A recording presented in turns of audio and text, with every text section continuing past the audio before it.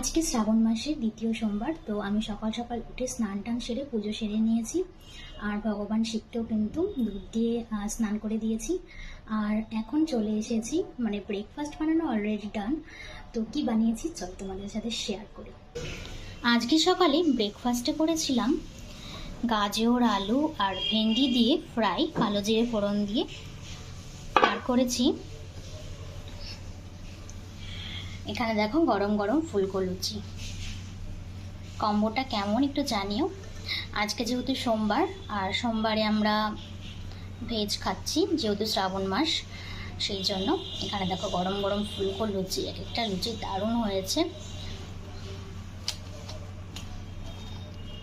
দেখো দারুণ ফুলেছে। তোমরা কারা কারা লুচি খেতে পছন্দ করো অবশ্যই কিন্তু জানিও। আর এই কম্বোটা তোমরা খেয়েছো কি না সেটাও জানিও। আর আলু দিয়ে বা আলু ভাজা দিয়ে, আলু তরকারি দিয়ে, আলুর দম দিয়ে, সব কিছু দিয়ে কিন্তু লুচি ভালো লাগে। কিন্তু এই ভেন্ডি, গাজর, আলু দিয়েও কিন্তু লুচি খেতে ভালো লাগে। আমি অবশ্য ফার্স্ট টাইমে ট্রাই করব। তো চলো এখন আমি ব্রেকফাস্টটা করে নিই। আর কেমন লাগলো আজকের ব্রেকফাস্টের মেনুটা অবশ্যই কিন্তু জানিও। চলো টাটা।